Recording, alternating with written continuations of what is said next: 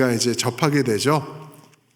1차 9장을 보면 이제 1차 그 전에 보면은 1차 귀환이 있었죠. 그래서 이제 1차 귀환을 통해서 42,000 몇 명이에요? 360명인가요? 그렇게 돌아왔습니다. 성전을 재건하기 위해서 돌아온 거죠. 그리고 이제 진행을 하는데 한 몇 년 얼마 안 돼 가지고 방해하는 세력들이 막 생겼어요. 그래서 진행이 딱 멈추고, 그리고 또 시간이 또 흐르고 또 흐르고 또 흘러서 이제 한 80년이 지난 다음에 에스라가 2차 귀환을 하게 되는 거죠.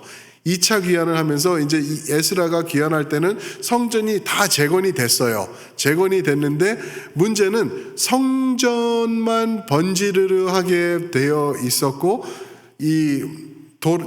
첫 번째 귀환으로 해서 돌아오고 또 돌아온 이스라엘 백성들은 그냥 좀 나태해진 신앙 상태로 살아가고 있었던 거예요. 그래가지고 그럴 때 많은 일들이 생겼습니다. 어떤 일들이 이제 생겼냐면은 9장 1절과 2절이 말해주는데 통혼을 하게 되는 거예요. 인터메리지라고 하죠. 그죠? 그래서 9장 1절과 2절에 보면은 브리스 사람, 여부스, 암몬, 모압, 애굽과 아모리 사람들, 이 사람들은 하나님이 원치 않은 사람들이죠. 그 사람들은 절대 안 된다라고 했던 그 사람들이에요. 그래서 신명기 34장에 보면은 이 사람들하고 왜 결혼을 하면은 안 되는지 그 이유를 말씀하시는데, 너희 딸들을 그들에게 주지 말고 그들의 아들들을 데려오지 말고 뭐 계속 이렇게 말씀하시면서 그 이유는 그들의 우상신을 너희가 섬기게 될 것이다 였거든요. 우리가 나중에 그 전에 보면은 솔로몬도 똑같은 죄를 지었던 것을 우리가 볼 수가 있죠. 그래서 이런 이유 때문에 하지 말라 그랬는데 80년이라는 기간 동안 이렇게 보면은 이제 그 중에는 제사장들도 있었고 레위 지파도 있었는데 이 사람들이 다 통혼을 해버린 거예요. 다 이방 여인들 또 이방 남자들 데리고 와가지고 결혼을 해가지고 다 섞여버린 거죠. 그렇게 되면은 지금 문제가 뭐냐면은 성전의 의미가 없어지는 거예요. 이렇게 우여곡절을 지나면서 성전을 다시 재건해 놨는데 이거를 섬길 의미가 없어진 거죠. 그냥 껍데기만 남은 예배당만 번지르르하게 있고 사람들은 가장 자기 멋대로 자기 죄악대로 원하는 대로 죄 지으면서 살아가고 있는 거예요. 형식만 남은 거죠. 마치 오늘을 이렇게 비추어주는 듯한 내용이 지금 이 자리에서 딱 벌어지고 있는 것이죠. 이스라엘 백성은요, 여러분 잘 기억하셔야 될 게 하나가 있는데 뭐냐면은 이스라엘 백성의 움직임과 이거는 이스라엘은 예배 공동체로 하나님께서 구별해 놓은 사람들이에요. 하나님을 예배하라고 예배 공동체로 만든 사람들이에요. 그냥 한 민족이니까 모여서 먹고 살고 자기네들 땅 만들고 또 번성하고 그러는 것이 목적이 아니에요.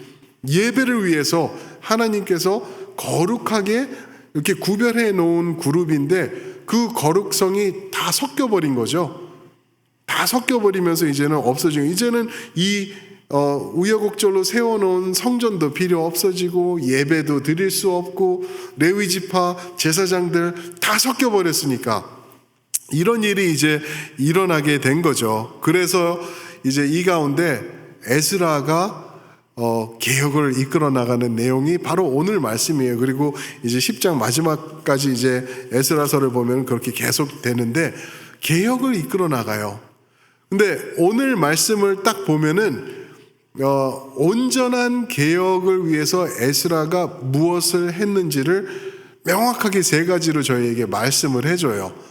개혁, 참된 변화를 위해서는 이것들이 필요하다. 그리고 이거를 했다라는 것을 가르치는 게 아니라 자기가 몸소 보여주는 그러한 내용이 오늘 1절부터 5절에 들어 있습니다. 무엇일까? 참된 회개와 참된 변화, 즉 개혁을 가져오려면은 우리 삶에서도 개혁이 필요한데 그런 개혁을 위해서는 이 세 가지가 필요한데 그 첫 번째가 뭔지 아세요? 기도입니다. 기도. 뻔한 얘기하고 있네. 또 그러실 거예요. 그죠? 뻔한데도 안 하시잖아요. 뻔한데도 많이들 힘들어 하시는 게 기도 아닌가요? 근데 기도예요. 기도가 첫 번째 스타트예요. 기도가. 그래서 10장 1절 말씀 보시면은 이제 이런 일들이 일어나는 거를 에스라가 본 거예요. 막 통원하고 하나님이 하지 말라고 그랬는데 다 섞여버리고 그랬을 때 10절 에스라가 하나님의 성전 앞에 엎드려 울며 기도하여 죄를 자복할 때에 많은 백성이 크게 통곡하며 이스라엘 중에서 백성의 남녀와 어린아이의 큰 무리가 그 앞에 모인지라. 여기서 성전 앞에 엎드려 울었다. 그러니까 우리는 그냥 그냥 기도할 때 그냥 엎드려서 기도했나 보다. 이 정도로 생각할 수 있는데 그게 아니에요. 이 표현에는 아주 많은 게 들어있어요. 왜 그러냐면 9장으로 넘어가면은 거기서부터 기도를 했거든요. 이런 통혼된 거를 보고. 그래서 9장 3절부터 5절 보면은 이제 에스라가 처음 이 소식을 접한 다음에 옷을 찢고 머리털을 뽑고 수염을 뜯고 기막혀 하며 앉았다 그랬어요. 그러면 하나님 앞에 이 모든 사람이 모였다라고 그래요. 그래서 5절에서는 저녁 제사 때 근심 중에 속옷과 겉옷을 찢은 채 무릎을 꿇고 하나님 앞에 손들었다. 이런 아주 심한 고통과 아픔과 하나님 앞에 자복하는 모습으로 하나님 앞에서 앉아서 하나님 앞에 손을 들고 옷을 찢으면서 기도를 한 거예요. 그런데 그 앉아있는 모습이 이제 10장 1절에 와서는 엎드러져 버리는 모습으로 바뀌는 거예요. 더 간곡한, 더 간절한, 이제는 더 이상 낮아질 수 없는 그러한 모습으로 나가면서 기도를 했다라고 말하고 있는 것이죠. 그러면서 이제 9장 6절부터 15절을 보면은 그 기도 내용이 무엇인가를 이제 나오는데 그거는 우리가 보지는 않겠는데 한 가지만 우리가 본다고 하면은 이제 그 6절부터 15절까지 보면은 기도의 내용이 나오는데 하나님의 백성들이 저렇게 죄를 졌습니다. 통혼을 했네요. 저 사람들이 그랬습니다. 저 나쁜 사람들이 회개하지도 않고 저러고 있습니다. 내가 그래서 옷을 찢네요. 하나님 손을 주님 앞에 듭니다. 저 나쁜 사람들입니다 라고 하지 않아요. 어떻게 기도하냐면은 우리가 하나님 앞에 죄를 졌습니다 라고 그래요. 자기를 포함시키고 있는 거예요. 그러면서 우리라는 단어를 6절부터 15절에서 도대체 몇 번 쓰나 했더니 5번을 해요. 25번을 써요. 우리가, 나도 포함해서 하나님, 우리가 죄를 졌습니다. 하나님 앞에 이렇게 했고 하나님 앞에 우리가 교만했고 하나님 앞에 우리가 악했습니다. 저 못된 사람들, 결혼한 사람들 그러지 않고 자기 자신을 지금 하나님 앞에 내려놓고 있는 거예요. 옷을 찢는 이유, 머리를 뜯으며 수염을 뜯는 이유, 자기 죄라는 거예요. 자기 죄. 저는 이 내용을 보면서 말씀을 준비하면서 제가 하나님 앞에 회개했어요. 나는 이러지 못하는데, 나는 항상 안 되는 거 보고 저 사람이 왜 그래요 하나님, 저 사람 하나님 고쳐주세요, 저 사람 마음 바꾸게 해주세요, 저 사람 잘못됐잖아요 그러면서 한탄하고 괜히 힘들어하고, 하나님도 괜찮으신데 하나님이 다 알아서 하시는데, 그러면서 막 그렇게 남에게 지적질하는 제 자신을 항상 발견하기 때문에 에스라의 이 우리라고 이제 자기 자신을 집어넣는 모습을 보면서 나는 잘못하고 있구나, 나는 온전한 기도를 못하고 있구나, 지적질하는 기도하고 있구나 싶었습니다. 사랑하는 성도 여러분, 우리 주변에 우리 잘하는 거는 보이지 않아요. 잘 보이지 않아요. 그렇죠? 그런데 잘 못하는 거 많이 보이시잖아요. 그죠? 그 남들 눈에 들어있는 티끌이 많이 보이시잖아요. 그죠? 내 눈에 뭐가 들어있다고요? 대들보가 들어있으니까 이렇게 벌어졌으니까 남이 더 잘 보이는 거예요. 그죠? 눈이 이렇게 커졌으니까. 그게 다 드러나게 돼 있는 거죠. 그거를 보면서 우리는 지적질하면서 저 나쁜 사람, 이 나쁜 사람, 이 못된 행위 이러면서 있는데 하나님 앞에서는 아니라는 거죠. 앞에서 누가 온전한 사람이 누구라는 거예요? 없다라는 거예요. 나도 포함되어야 된다는 거죠. 우리 죄입니다, 하나님. 우리가 잘못하고 있습니다라고 하나님 앞에 낮아지는 모습으로 나가야 된다라고 말씀하고 있는 것입니다. 그래서 개혁, 참된 변화를 원한다고 하면은 기도가 우선입니다. 기도가 우선이에요. 기도가 살아나고 내 자신을 보고 나의 이 완전히 bankrupt 해버린, 파산되어 버린 내 모습을 보면서 하나님 앞에 이런 죄를 지은 나의 모습입니다, 우리의 모습입니다 라고 나가는 게 첫 번째입니다. 두 번째가 뭐냐면은요, 참된 회개와 개혁을 우리가 원한다고 하면은 에스라를 통해서 보는 거는 첫 번째가 기도고 두 번째가 말씀입니다. 말씀이 있어야지 우리가 회개가 있고 도대체 무엇이 잘못됐는지 우리가 말씀을 비춰보면서 깨닫게 될 수 있고 이제 다시 한번 볼 수 있게 된다라는 거죠. 2절 말씀입니다. 2절 말씀을 보면은 이제 여히엘의 아들 스가냐라는 사람이 에스라를 찾아와요. 그래가지고 찾아와서 에스라요, 이렇게 울고 있지만 마소서, 이렇게 낙심하면서 땅에 이렇게 엎드러져 그러지 마세요. 아직도 이스라엘에게는 소망이 있나니 그래요. 소망이 있나니, 그죠? 2절 끝에 보면 우리에게 소망이 있습니다. 소망이 어디서 오냐고요? 3절 보세요. 3절을 보실 때요, 하나님의 말씀을 다른 단어로 설명한 게 한 3차례 나와요. 그거를 한번 캐치를 해보세요. 하나님의 말씀을 표현하는 단어들이 뭔가. 3절 제가 읽겠습니다. 곧 내 주의 교훈을 따르며 우리 하나님의 명령을 떨며 준행하는 자의 가르침을 따라 이 모든 아내와 그들의 소생을 다 내보내기로 우리 하나님과 언약을 세우고 율법대로 행할 것이라. 보셨나요? 하나님의 말씀을 말하고 있는데 교훈을, 주의 교훈을, 하나님의 명령을, 그리고 하나님의 율법대로 우리가 행하겠습니다라고 말하고 있습니다.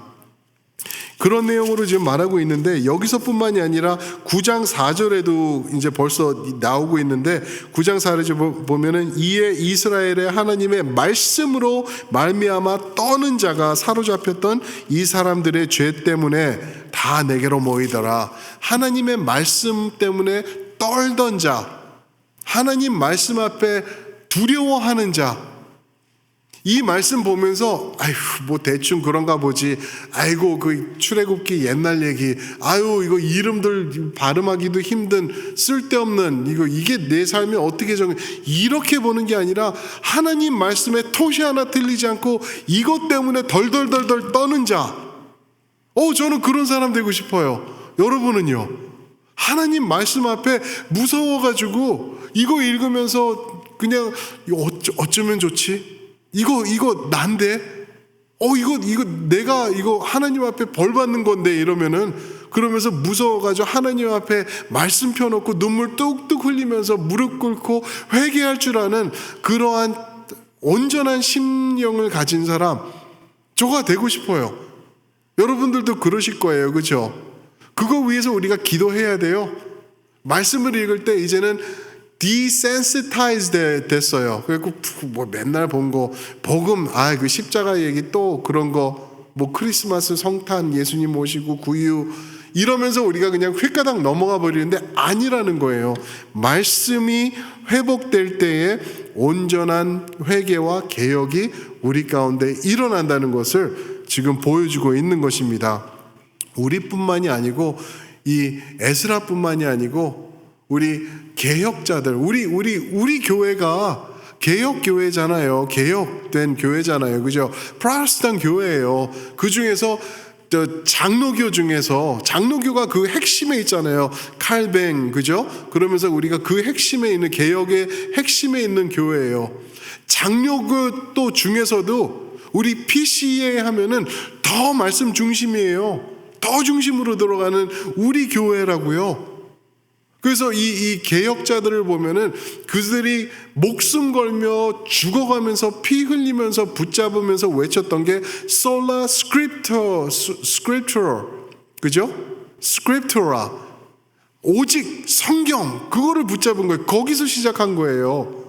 말씀을 붙잡고 이 말씀에 이렇게 써 있기 때문에 네가 칼을 갖고 나를 공격해 와도 죽여 찔러 이거야 이거는 변할 수가 없어라고 나간 게 개혁교회 우리 프로테스탄 교회라는 거예요. 근데 오늘은 말씀이 많이 죽었죠. 많이 사그라들었어요. 그러기 때문에 저희가 말씀 운동을 하면서 매주 말씀을 읽으면서 들들들들 볶으면서 주보에 올리면서 말씀 계속하는 게 여기 있어요. 생명이 여기 있기 때문에 말씀을 떠나서는 변화가 우리에게 생길 수가 없어요. 아는 게 없는데 하나님이 원하시는 게 뭔지를 모르는데 무슨 변화를 가지고 오냐는 거죠. 그래서 우리 말씀으로 다시 들어가는 게 너무나 중요한 거죠. 그래서 기도, 참된 회개, 회복, 개혁을 원한다면은 기도가 먼저고 두 번째가 뭐라고요? 말씀이에요. 말씀 붙잡으셔야 돼요. 내 삶에 변화가 필요하시잖아요. 이대로는 안 되겠다고 느끼시잖아요. 이대로는 내가 계속 살 수 없다 느끼시면은 말씀으로 들어가 주시길 축원합니다. 말씀 붙잡으셔야 돼요. 그래서 기도와 말씀, 이 에스라가 지금 진행하고 있는 걸 보니까 그렇게 나오고 있어요. 세 번째가 나오는 게 3절을 지나서 이제 4절과 5절을 보면은 나오는데 그게 뭐냐면은 행동입니다. 행동. 간단하죠. 복잡하지 않아요. 참된 회개와 개혁을 원한다면 기도, 말씀, 행동 이 세 가지예요. 행동. 기도했잖아요. 하나님 앞에 우리가 자복했잖아요. 마음이 부드러워졌잖아요. 그때 하나님의 말씀을 덧입잖아요. 그러면 이제 일어나기 시작해요. 변화가 생기기 시작해요. 안에서부터. 그런데 가만히 앉아 있잖아요. 그러면 아무 변화가 생기지 않아요. 그래서 행동으로 옮겨져야 된다는 것을 4절과 5절에서 말하는데 이제 스가냐가 에스라에게 말합니다. 보세요. 4절입니다. 이는 당신이 주장할 일이니 일어나소서 우리가 도우리니 힘써 뭐 하소서? 행하소서 하니라. 5절 이에 에스라가 일어난대요. 말한 대로 일어나 제사장들과 레위 사람들과 온 이스라엘에게 이 말대로 뭐 해요? 행하기를 맹세하게 하며 무리가 맹세하는지라. 행하소서 일어나소서. 그러니까 일어났어요. 그리고 행하기를 행동으로 옮겼다는 거예요. 행동으로 바로 옮겼다는 거예요. 계속 앉아가지고 기도하면서 나 아니야 금식 40일 채워야 돼. 40일 예수님도 하셨으니까 나도 해야 돼. 제가 볼 때는 그거 온전치 않은 것 같아요. 그렇죠? 그런데 anyway 그렇게 기도하면서 기도 더 해야 돼. 기도만 붙잡 아니에요. 나는 말씀만 파고들어야 아니에요. 기도하시고 깨달음 있고 하나님 앞에 나갔으면 말씀으로 비추어 보고 말씀으로 채워진 다음에는 행동으로 옮겨야 되는 게 성도의 개혁이다라고 말씀하고 있는 것입니다. 아주 명확하죠. 행동이 받쳐주지 않는 이거는 아니에요.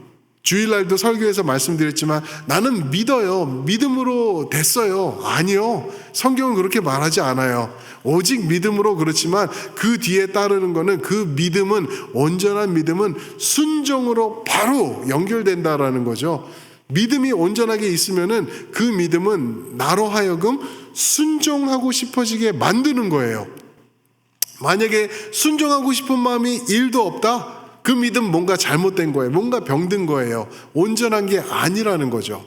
그래서 우리가 이걸 볼 수가 있는 거죠. 그래서 행동으로 옮기는 것을 말하고 있죠. 제가 이걸 하면서 이제 개혁이 무슨 뜻일까? 회개는 우리가 자복하는 거를 회개라고 하는데 회개의 뜻을 한자로 찾아봤어요. 아주 많이 컸죠, 제가. 그죠? 이제 한자를 막 찾아보고 회개가 뭐냐 보니까 뉘우칠 회, 고칠 개래요. 뉘우칠 회, 고칠 개. 뉘우치고 행동으로 고쳐나가는 거래요. 그게 회개래요. 그냥 주구장창 기도만 하고 끝나는 게 회개가 아니고, 그죠? 행동으로 고쳐나가는 게 회개. 그러면서 개혁도 궁금해졌어요. 개혁이 뭔지 아세요? 개혁 뜻 혹시 아세요? 모르시죠? 잘 오셨어요. 진짜 이거는 개혁의 한자를 제가 배워드릴게요. 개혁이 뭐냐면은, 개혁 재밌어요. 고칠 개, 똑같은 회개의 고칠 개예요. 그리고 혁은 뭐냐면은 가죽혁. 아셨나요? 모르셨죠? 네, 우리 교회 이렇게 좋은 교회예요. 고칠 개, 가죽혁. 그러니까 껍데기를 바꿔버린다라는 내용이에요. 그게 개혁이에요. 그래서 좀 그러다 너무 재밌는 거예요. 한자가. 그래서 보니까 혁신이라는 말은 또 뭐냐면은 새로운 가죽, 가죽. 그래서 혁신이래요. 너무 재밌는 것 같아요. Anyway, 개혁은 껍질, 가죽을 바꾸어 입는다라는 거예요. 생각해 보세요. 내가 지금 이 껍데기가 이렇게 있는데 이것을 벗기고 새로운 가죽으로 덮는다고 생각해 보세요. 이게 얼마나 아플까? 이게 얼마나 힘들까? 이게 얼마나 부담스러울까? 이 가죽을 벗는 게, 내가 여태까지 이 껍데기 안에서 살아왔는데 이것을 개혁해버리는 거예요. 그리고 혁신된 새로운 껍데기로 덮는다는 것, 이거는 말할 조차 이거는 힘든 거죠. 그래서 교회뿐만 아니라 세상에서도 개혁과 혁신을 매번 얘기하지 않나요? 뭐 혁신적인 프로덕트가 나왔습니다. 우리는 개혁하겠습니다. 우리 정치, 우리 당은 개혁당입니다. 난리를 치잖아요. 그러면서 안 해요. 껍질 벗기기가 아프고 힘들고 고치는 게 그렇게 어려운 거예요. 교회도 힘들어요. 개혁이 외치는 만큼 되지가 않아요. 그러나 우리의 주인 되신 예수님은 그분께서 껍질을 벗기는 것 이상의 고통과 고난을 십자가에서 감당해 내셨어요. 거기서부터 개혁이 시작된 거예요.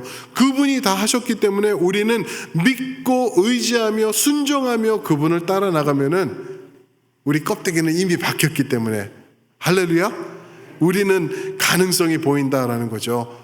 예수를 붙잡는 게 거기 있는 거예요. 그분이 하셨기 때문에 그분 의지하면서 우리는 개혁을 이루어 나갈 수 있다라는 것이죠. 사랑하는 성도 여러분, 우리 그렇게 변해 나가면 좋겠습니다. 근데 한 가지 여러분들에게 또 오늘 말씀 통해서 알려드리고 싶은 게 뭐냐면은요, 이 개혁, 에스라의 개혁은요, 에스라가 일궈낸 게 아니더라고요. 그는 기도하고 말씀 앞에 나가고 행동으로 옮겼지, 그 배 위에서 이루신 분은 여호와 하나님이라는 것을 우리가 알 수 있습니다. 하나님께서 하시더라고요. 그러니까 내가 내 힘으로, 내 의지로 내가 어떻게 해보겠다고, 내가 하겠다고 하지 마세요. 그거 교만이에요. 하나님 앞에 맡기고 하나님 의지하면서 그분이 이루실 수 있도록 나는 기도하고 말씀 보고 행동으로 내가 옮겨 나아갈 때, 그게 이제 온전한 변화를 가져온다라는 것입니다. 아멘. 예. 우리 아까 불렀던 찬양이 너무 좋은데, 오 거룩한 밤, 그것만 한번 부르고 우리 함께 오늘 말씀 놓고 한번 기도했으면 좋겠습니다. 오 거룩한 밤 함께 부르시죠.